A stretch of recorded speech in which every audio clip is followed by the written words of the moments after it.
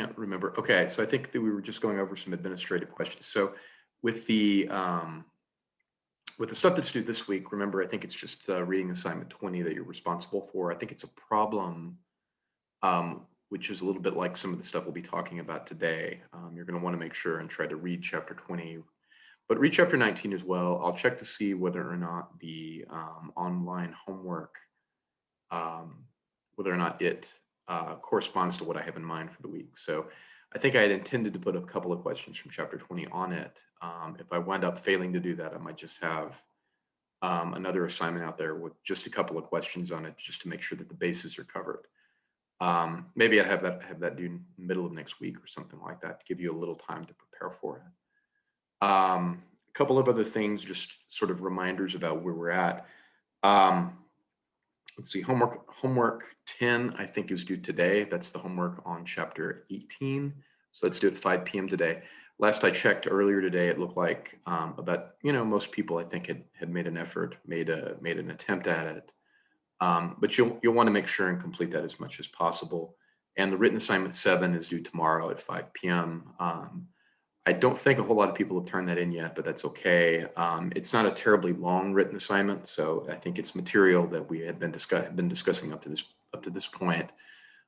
It concerns a sort of an estimate of a proportion, so that's kind of how you want to view the assignment, and then see how it goes. Again, from what I remember in the fall when people tried this, I think I might have mentioned this last week, there were a number of questions that students, I think, had, but I only noticed this after they turned it in. So if you have questions about the written assignment that you want answered before you turn it in, don't hesitate to ask over the next couple days if you think it's unclear in some way. And I think that's about it. This week's schedule and next week's schedule are pretty much the same as the standard. There's a written assignment 8 that's due next Tuesday. There's a homework 11. As I said, there may be a homework 11 prime where, I just put on a couple of questions that I intended to put on homework 11 if they're not really there. There's a reading assignment 20, and that's about it. Next week, week 13, there will not be a written assignment due in week 14. So 8 is the last written assignment. There will be one additional homework assignment, which will cover paired data. That's kind of the topic next week. And that's pretty much the end of the line. So there's homework 11, maybe homework 11 prime. I need to go back and look at homework 11 to make sure I know what I did there. Then there'll be homework 12, which covers paired data. It's actually not that long of an assignment. Really only includes maybe 2 or 3 problems, if memory serves. So we're sort of at the end of the line. Yes, Lily? I have a written assignment 7 question. Go ahead, yeah. So for the part where it's asking for the null and alternative hypotheses Yes. for the article, can this be how we are interpreting it, or is there a correct and incorrect answer?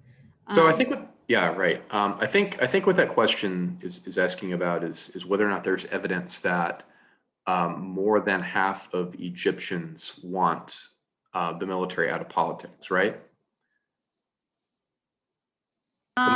Yes. I mean, I was wondering if you were to make your null hypothesis the same as it was in April, which is a little bit more than half, is that a valid response, or would you have to make your null hypothesis p equals 0.5? Like what? Yeah, I think p equals 0.5 is right, and here's why. When you look at any kind of survey or any kind of attempt to get information from a survey, you're going to get all sorts of different potential. There are all sorts of different potential estimates for the population proportion, and so one of those might be like 0.52 or something like that, but another might be 0.49, and so on. And so the question is, with all of these potential estimates, what sort of evidence supports the belief? Is there evidence to support the belief that more than half of Egyptians actually want the military out of politics? So that's what you're trying to analyze. And so why more than half? Because you're asking just whether or not a simple majority favors the military being out of politics. So does the survey provide evidence at a certain level of significance for that type of belief? So if you have evidence for anything over 0.5, then you do have evidence for that proposition. But the framework that we're using, I guess, basically, the framework that we're developing in the class, you develop evidence against the belief that, well, in a sense, against the belief that P is less than or equal to 0.5. But in the framework that we're using, we usually characterize this as P equal to 0.5, because that gives you kind of, in some sense, the best case scenario for P less than or equal to 0.5. There are a couple of ways I think that are reasonable to use to approach this problem. One is just to conduct the significance test using the hypothesis that P equal to 0.5, P greater than 0.5 being the alternative. And that's one way. Another approach, and this approach I think is discussed in chapter 19, you can actually construct a confidence interval for the population proportion using the information that the survey provides. And so, from that point of view, if the confidence interval that you construct does not contain 0.5, if all of the values in the confidence interval lie above 0.5, then that would also be evidence against the null hypothesis, if that makes sense. So that would be my point of view on the question. And if I remember right, your question was related to the questions that students seem to have in the fall. They weren't quite sure what or how to characterize a null hypothesis in the context of the question. But I think what makes sense for this particular problem is that the null is P equal to 0.5 and the alternative is P greater than 0.5. Does that make sense? Yeah. So you can approach it from that point of view, and there's more than one way of coming up or looking for evidence against the null and therefore in favor of the alternative. So you can run it like a standard significance test. On the other hand, I think it is actually quite reasonable to come up with a confidence interval and notice that, if it's true that the values in the confidence interval do not include 0.5, one could conclude that that represents evidence against the null as well. In fact, when you read chapter 19, you realize that there's sort of an equivalence between, the significance testing framework and the estimation framework that we talked about previously, where it's like you're doing the same things. And in a sense you are. What sort of links these two approaches is the sampling distribution for P hat. And so when people are sort of trying to develop a mental picture of how things in chapters 16 and 17 are related to what's going on in 18, the reason why there is a relationship at all between these things is because it's through the tool of the sampling distribution. It kind of gives you everything you need in 16, 17, and 18. So in some sense, everything there is kind of equivalent to everything else, just looks different. So does anyone else have other questions about written assignment 7? So like I said, I think Lily's question was sort of at the heart of the confusion that students seem to have in the fall about this written assignment. So it's good that she asked it. So, you'd want to think a little bit about, the response to the question, how you might phrase the null and alternative hypothesis when you're trying to work on written assignment 7. Good. All right. So I think that's about all I have to say about stuff that you're probably working on right now. I don't think that there's anything I need to add to the conversation. As I've said before, I think things in the class are going pretty well. Keep doing what you're doing. We're almost done with the course. We're probably going to have a bit of extra time. We'll be able to cover some additional topics, I think. So you'll get a bit of you'll get some bonus material, I think, this week and next. I don't really anticipate putting the bonus material on the final exam or anything like that. The final will only cover the official curriculum, which of course you can find, in the course schedule. So let me get started, I think, with the new material today. I have to take a minute or two. My computer froze a bit when I was trying to move from location to location, so everything kind of crashed. I guess I'm lucky to recover it at all. So let's see. I think last time we were talking about comparing groups. I think I want to begin the discussion with the group comparison. Let me bring up the right file and make it look okay. If you want to bring up the file on your own computer, it should be in classroom handouts for week 12. We're going to kind of continue to talk about that. As usual, I think I will sort of give a short summary of where we're at and then describe where we're going this week and next. So let me share the screen. I'll kind of get to that. So up to this point, let's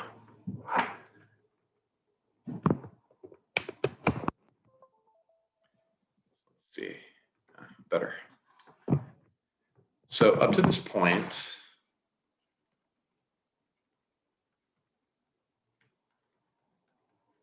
we've discussed estimation, inference for P and mu. So those are the population proportion, the true proportion, and the population mean, respectively. This week, we'll discuss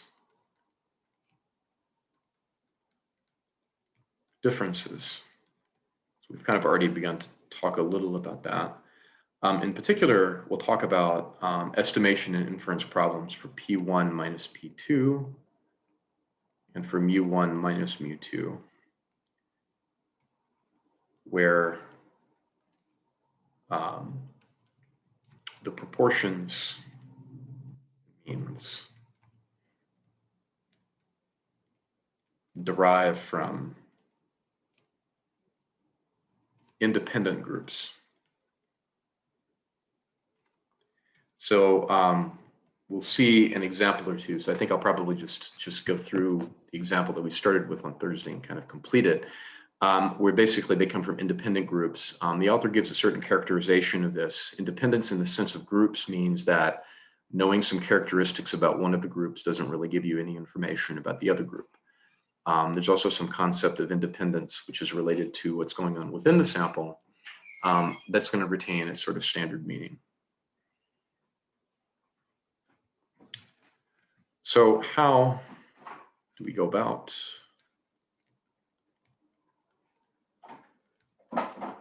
this? We sort of proceed in the only logical way possible. We know some information about how sample proportions estimate population proportions. We know something about how sample means estimate population means. So if we want to know about something like P1 minus P2, it makes sense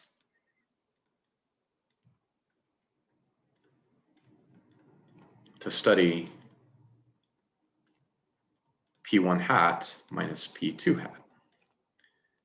So the difference in sample proportions estimates the difference in population proportions. And if we want to know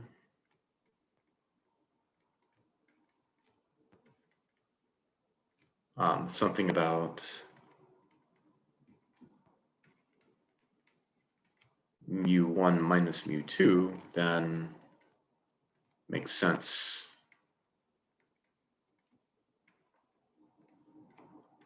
to consider the difference in sample proportions. So it's x1 bar minus x2 bar. The problem,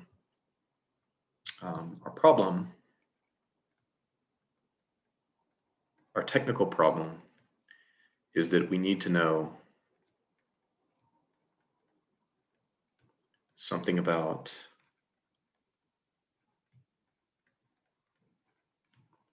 the sampling distribution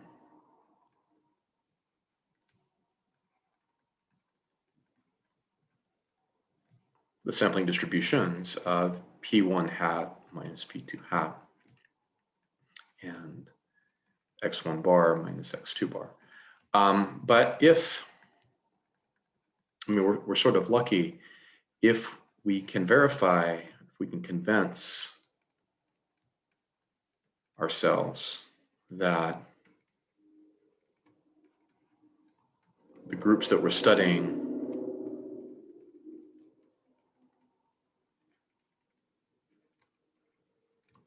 are independent, then the sampling distributions that we want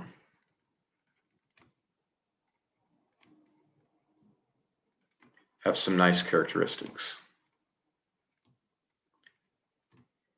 What do I mean by that? I mean that, I mean one of two things.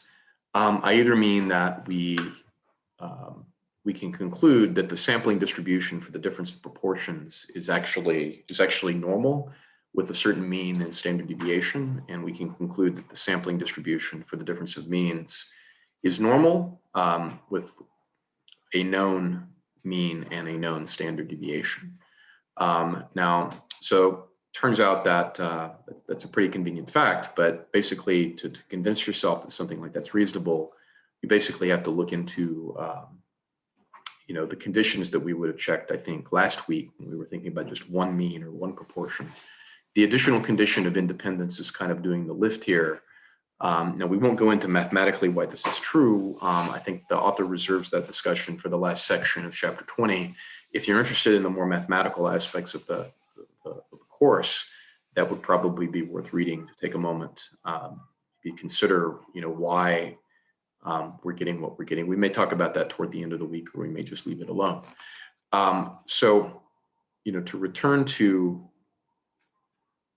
maybe a written description of where we're at, what we're saying, maybe in symbols, is that P1 hat minus P2 hat is normally distributed with mean P1 minus P2, and it will have standard deviation, to sort of make sense of the symbols.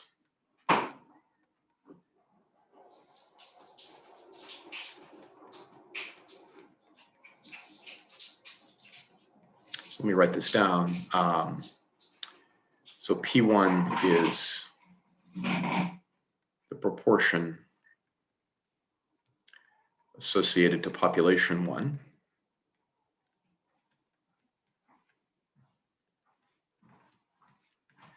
N1 is the sample size taken from population 1. And similarly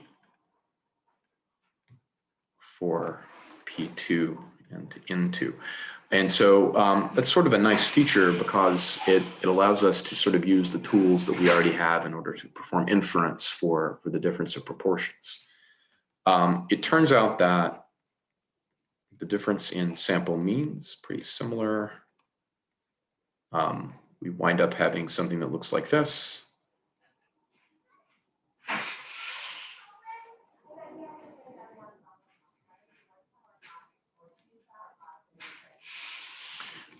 But the problem is that we don't know either sigma 1 or sigma 2. So, the problem that we face with the mean is a problem that we face with estimation for one mean. And that problem is primarily that we don't really have access to the population standard deviation. And so when we're dealing with standardized statistics, we will typically look at replacing sigma 1 and sigma 2 with the sample standard deviation. The standardized statistic will have a t distribution with some degrees of freedom determined by a formula. It turns out the formula is not that useful to remember because you can do a lot of the analysis through StatCrunch, and actually I recommend it. The author explains what the formula is, but doesn't really derive it. It's much too complicated to remember. So again, this is kind of where we're at right now. It's not that different of a place. We're compared to where we were at last week. It turns out that the last condition, the fact that the groups have to be independent, is sort of doing a pretty heavy lift here. So does anyone have any questions so far?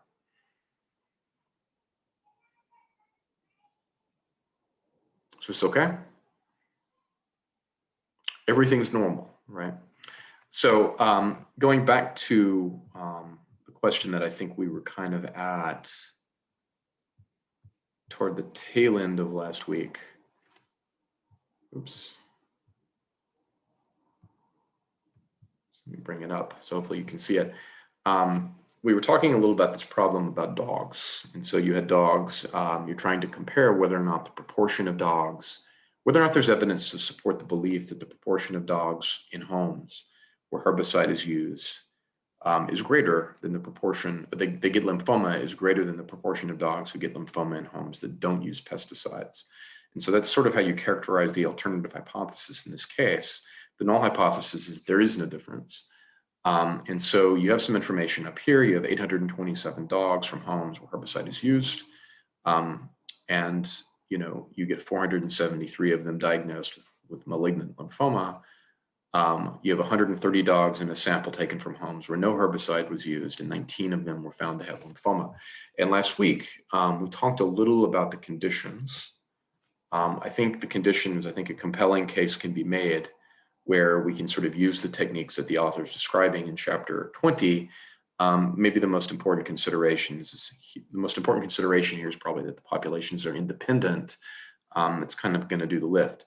Now, at the end of the problem, I don't think the groups, when people broke into groups, I don't think the groups actually, they may not have done this, but when you perform the test, I'd like to view this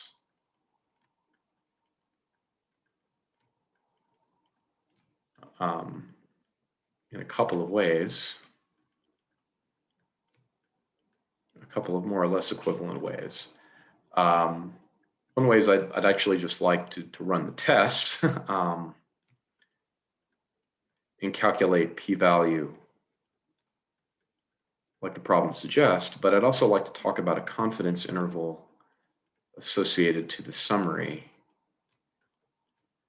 Confidence interval often important because it gives you some idea of where the difference of the parameters actually lies. And so what we're sort of expecting to find is information that's broadly consistent between the two forms of inference that we're undertaking here. So the null hypothesis significance test, you're going to generate a p-value, and you either believe that you should reject the null hypothesis, that you have a statistically significant difference, you have evidence against the null, therefore for the alternative. So you have some sort of statistically significant result here that p sub h is greater than p sub nh. On the other hand, if you construct a confidence interval at a certain level of confidence, you shouldn't be too surprised. You'd be surprised if the confidence interval contains, say, 0. So I'd like to approach this in both ways. And so what I'll do is I'll bring up, let me go over here. I'll bring up StatCrunch. StatCrunch will do this interval calculation pretty quickly. So a lot of the formulas I wrote down may not be that significant from a practical point of view.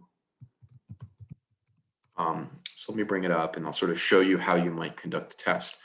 So I will have to occasionally go back here because I have, for some reason, a very short memory about what the summary actually looks like, but hopefully that's the phrasing of the question. So here you have one, and so you know some information about the study that we can use. So you have, in the first sample, 827 dogs. Of those, 473 diagnosed with malignant lymphoma. You have 130 dogs from the other type of household. Of those, 19 have lymphoma or were diagnosed with lymphoma. So let's try to remember that, 19 out of 130. So we'll start there. So if you want to get StatCrunch to run the test or to construct the confidence interval, go to Stat. What you would need to look at is proportion stats to sample with summary. You don't need the data because we don't actually have the survey. So the way StatCrunch sort of defaults, as you can see, is that the null hypothesis is that there is no difference. That's not unexpected, but it takes P1 minus P2. And the way that we formulated both the null and the alternative is that we're looking at households which use herbicides versus those that don't. From memory, we're sort of defining a success as I guess, a dog being diagnosed with lymphoma, which is kind of strange, but that's how we're treating the problem. If I remember right, those were the features. Let me go back and double check. It's 827 total, 473. So I need to go back and correct that. Okay. So do people see where those numbers are coming from? You have 473 dogs in homes that use herbicides out of 827 dogs, which are randomly collected out of, randomly sampled out of that at a population of homes. Here, you only have 19 successes out of 130 homes. The way that we're phrasing the alternative is we're looking to check to see if there's this sort of directional difference. We're not really interested in the significance level, so we'll run the hypothesis test. In order to do that, you just hit compute, and in front of you, you'll wind up seeing the information that you sort of expect. You look at the difference. You have a lot of information about counts. Again, that's just giving you some summary information. The sample difference is about 0.425. That's pretty big. Couple key things to point out in this table. You're seeing a value for the z-statistic, which is huge. It's saying that it's about 9 standard deviations away from 0. So if the null is true, the data that you're getting is very surprising. And when you see a p-value, when you see StatCrunch represent a p-value in this way, when it says something like less than 0.0001, what you're thinking in context is that if the null hypothesis is true, then getting data at least as extreme as this data is pretty unlikely. So all this suggests that you should feel something about what's going on. So we can begin to answer these questions, I think, on the second page. If you use, well, maybe I need to sort of write down these answers toward the end of the first page. If you look at the value of the test statistic,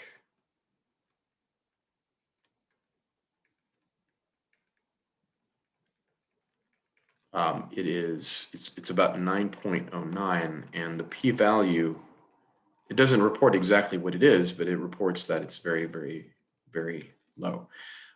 When you see something like that, the conclusion is that you kind of do have evidence against the null hypothesis at any reasonable level of significance.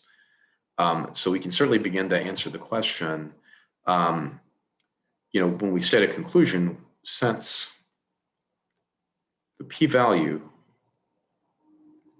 is far less than 0.05, we have evidence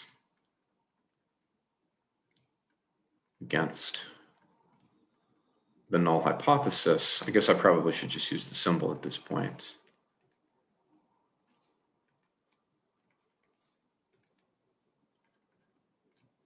At a level of significance of 0.05. So we reject the null hypothesis in favor of the alternative. So you should probably feel like if a person is using herbicides in the home, it is more likely that that their dog will probably get lymphoma, maybe something like that. Or it suggests in the aggregate, dogs in homes that use herbicides tend to get diagnosed with malignant lymphoma at a greater rate than in homes where that's not the case, where they don't use herbicides. So that's sort of a significance test. And I think what the author recommends, and I think this is good practice, if we want to also maybe compute a 95% confidence interval for the difference, we can also get StatCrunch to help us with this, because if we go back again to proportion stats to sample, with summary, we can simply use the same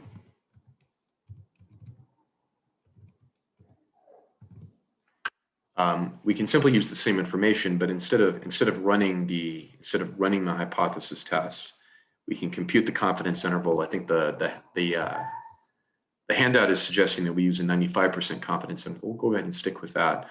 We hit compute, and we get something that looks like this.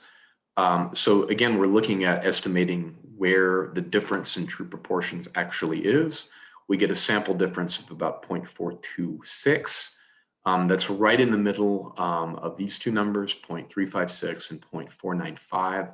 So the confidence interval in this case has a lower limit, let's say, of about 0.356 and an upper limit of about 0.495. Let's say 496 just to make sure. So I have to go back and remember what they were, but let's see, 0.356, 0.496.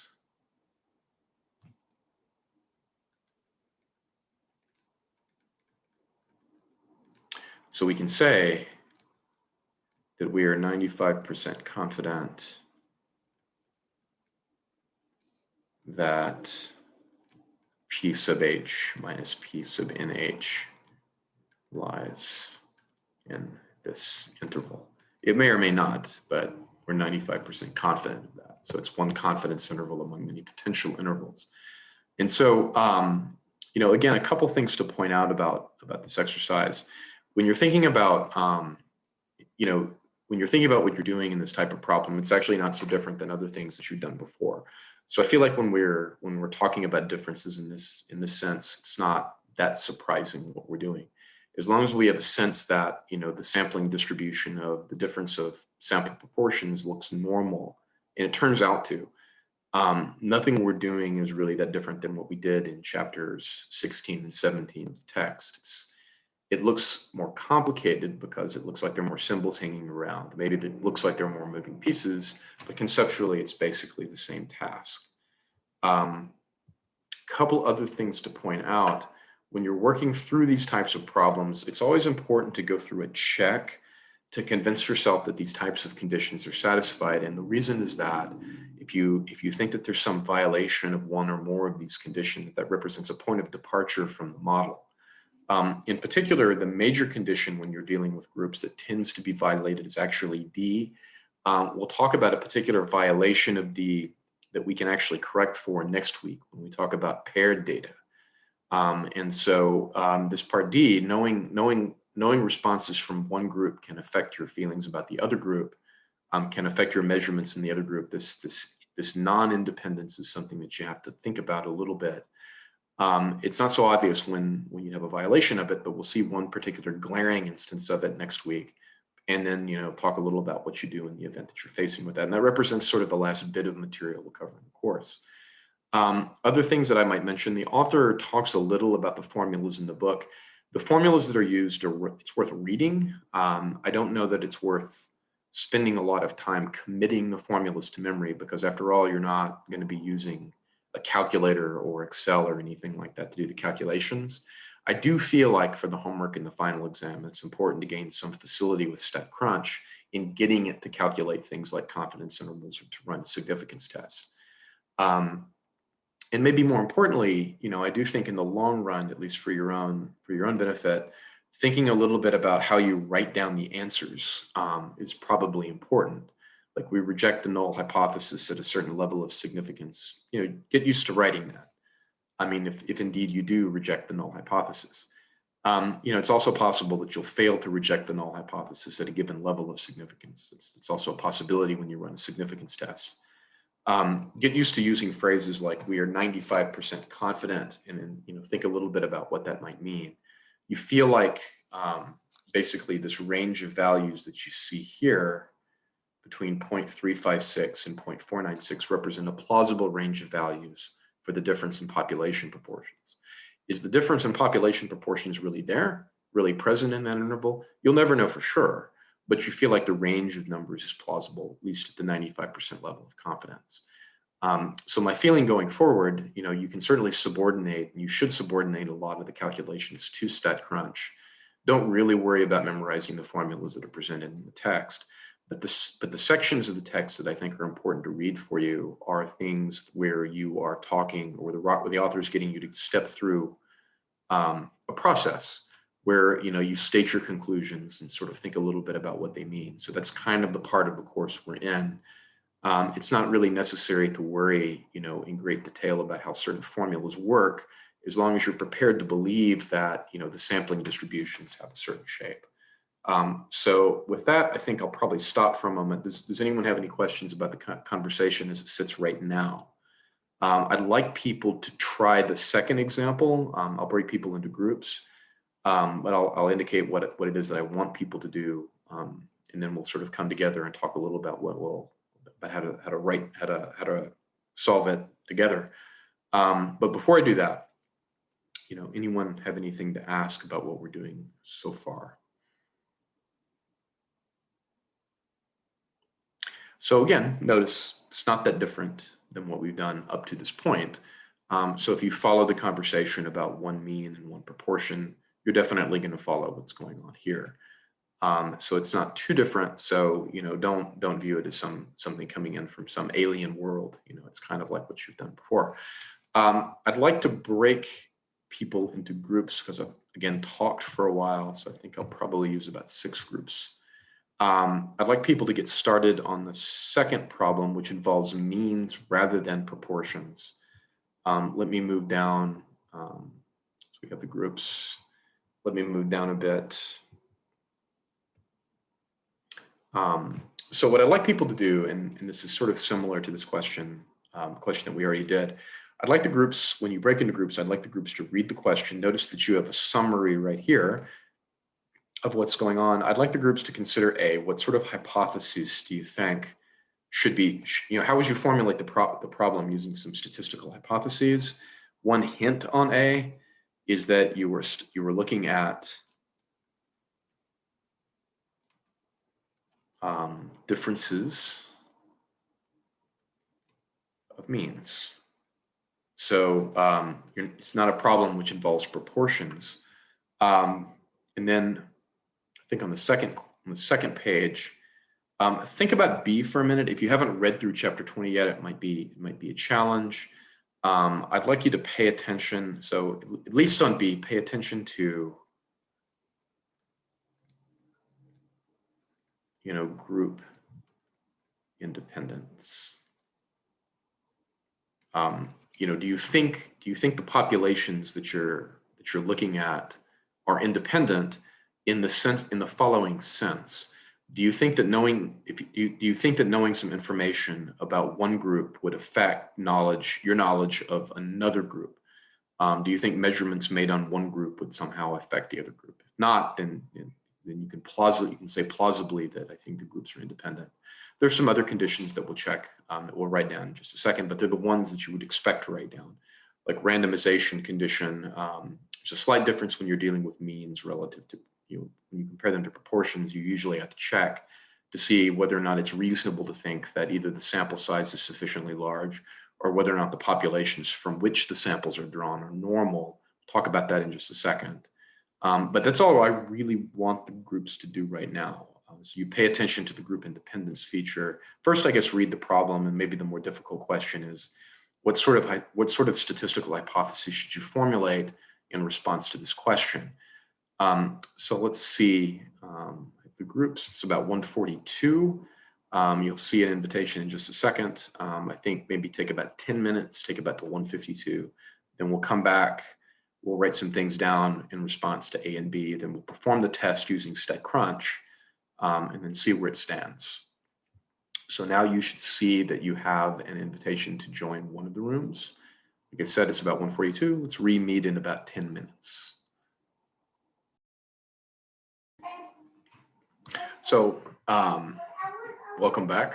So I'd like to finish up maybe discussing this question about means. So let's go to problem. So in this particular problem, you're trying to state statistical hypothesis, which we're trying to formulate the reporter's question using the language that we're kind of getting used to with hypothesis testing. So when you're looking at the question here, I guess we're looking at quantitative variables. So we'll represent the mean age of MLB players in the population with the symbol mu sub B for baseball, and we'll represent the mean age for the football players with the symbol mu sub F. So it's probably good at the beginning of any problem to make clear what notation you're actually using.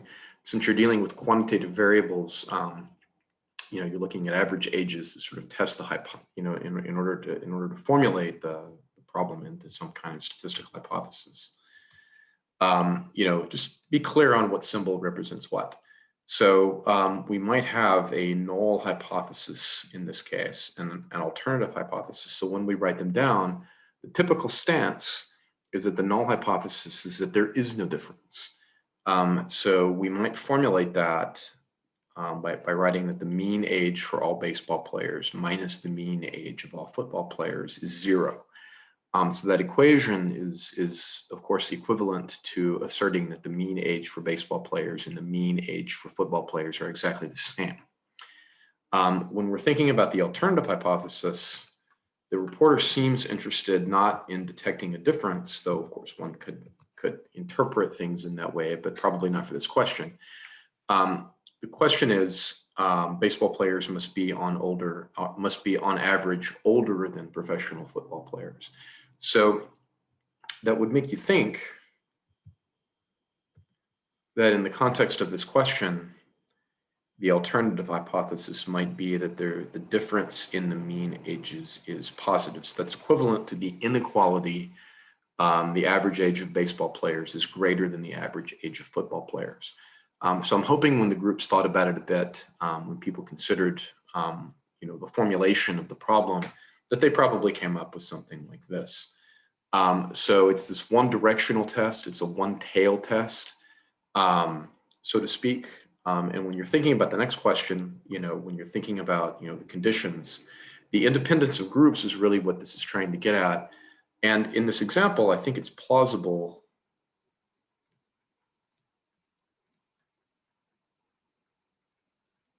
that the groups, the populations are independent, different sports.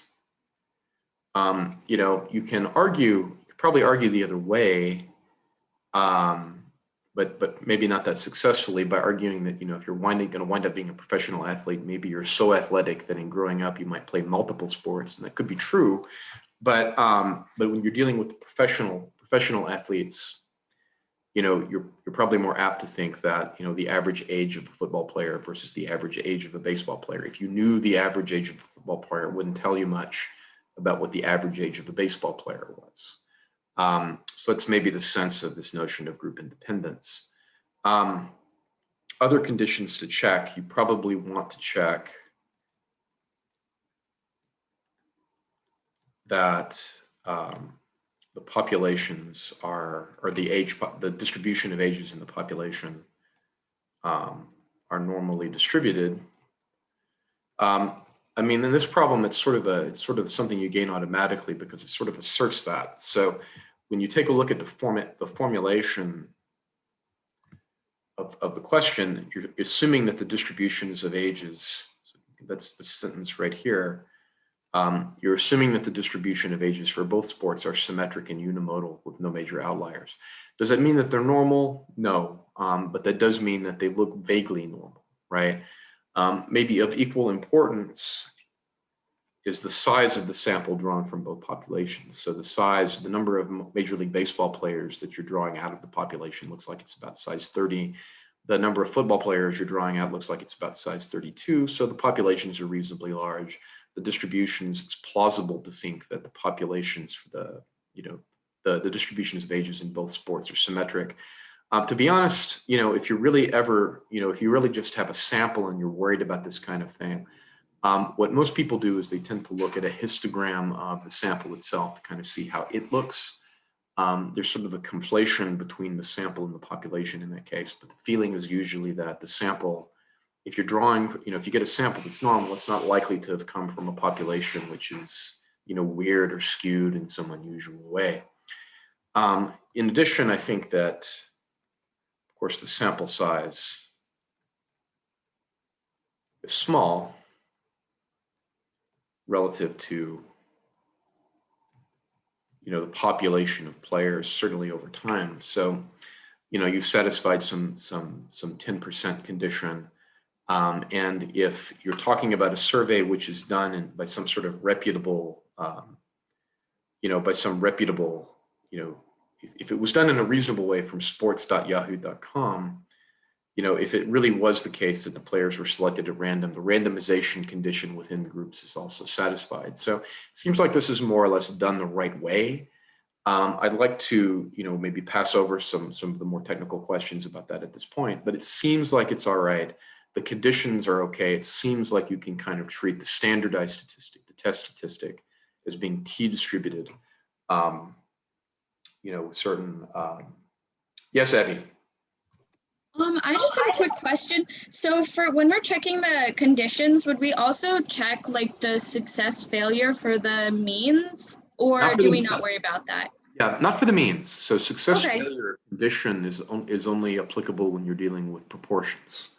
So Okay. when you're trying to estimate, or if you're trying to do inference, so to speak, either with one proportion or with the difference of proportion, success failure condition you must check, because the success failure condition is this sort of ensures that the sampling distribution for the proportion looks right. When you're dealing with means, there's some different considerations. So when you're dealing with either means or differences of means, you tend to look for how the distribution of ages, like in this example, or how does the distribution of the quantitative variable look in the population? So what you're hoping, in the ideal case, you're hoping that the population distribution is symmetric and unimodal.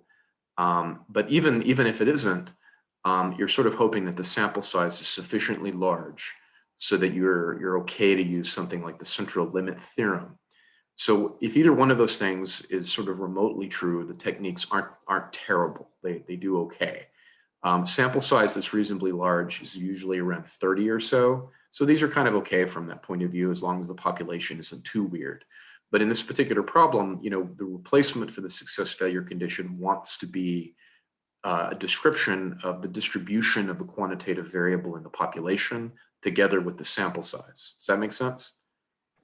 Yeah, thank you. Also, just like one other question, as far as like if we are proving that the null hypothesis is in fact true, would our I guess like confidence interval where we have like the upper and lower limits, would that just have to include 0 for us to just say we can't reject it? Yeah, so I think what you're asking is not so much about whether or not you're proving the null hypothesis. So it turns out that you never prove that the null hypothesis is true. Sometimes you fail to reject it because of insufficient evidence. So when you're dealing with a two-tailed test, constructing a confidence interval at a given level of confidence is equivalent to performing a significance test at 1 minus that level of confidence.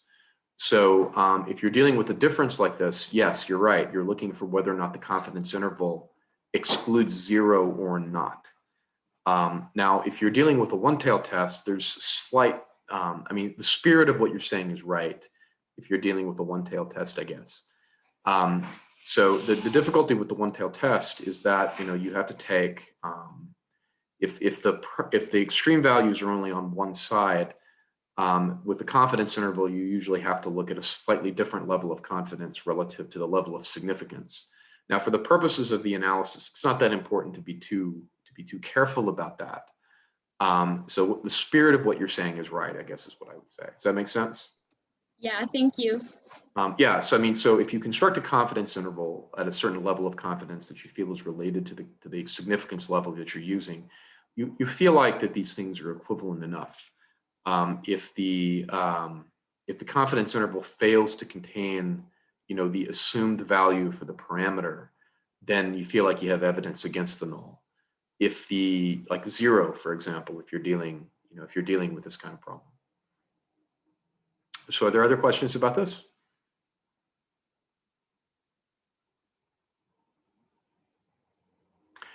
So as before, like with some of the other work we'll do when we're performing the test, I don't want to get too caught up on the formulas. The author of the text does a pretty reasonable job of explaining what those formulas are. It's really not that important to me for people to remember them. But again, it's probably important to be able to use StatCrunch to run a test or to construct a confidence interval. So how do you actually do that? So when you're dealing with this type of problem, I need to go back and of course remember the summary. So I'll bring it up right here. We also have the statistical hypotheses as we formulated them. So you go to stat, and since you're dealing with means you're going to be looking at T statistics rather than Z statistics. So you go to T-stat, go to toSample with summary, because that's what we have. Now, the way that we formulated, the way that StatCrunch wants to subtract the means is always mu1 minus mu2. So for us, mu1 is like the average age of baseball players, I guess, in this case. Mu2 is for us the average age of football players. So we go back to the summary and we get a sample mean for MLB at about 27.5, a sample size of 30, and a sample standard deviation of 3.94. So we need to try to remember all that.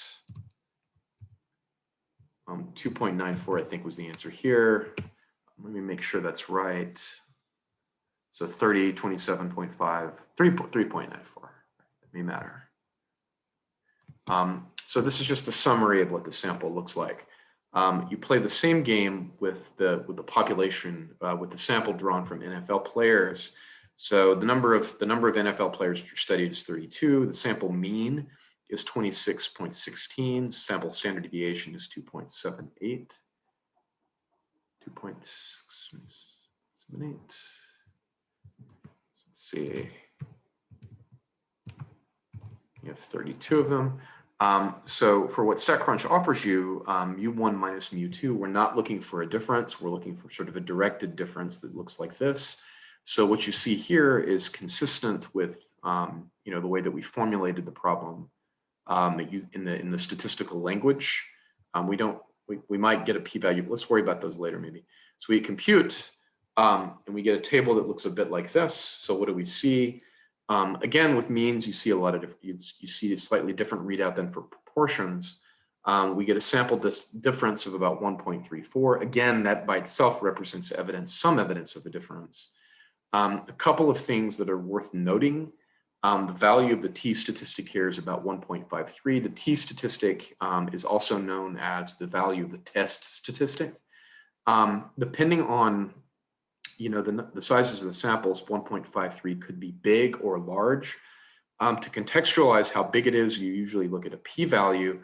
What this is saying is that the p-value is about 0.065. So that particular p-value is not terribly small. So you might either reject the null or fail to reject the null on the basis of the level of significance. So in this particular problem, to sort of sum up, so the standard error, so I'll write this down in just a second. The value of the test statistic, if I remember right, was about 1.53, and the p-value was about 0.065. So what's the conclusion at a 0.05 level of significance? Since the p-value is greater than 0.05, we fail to reject H sub 0 at a level of significance of 0.05. I'd like to return to the language for a minute. When you fail to reject the null, this absolutely does not mean that you prove the null. The null hypothesis is really only something that can be rejected. So when you fail to reject it, you just fail to reject it. You lack evidence to reject it. That's what's being said. You never really prove anything in particular using this technique. These techniques, it's just a way of evaluating evidence.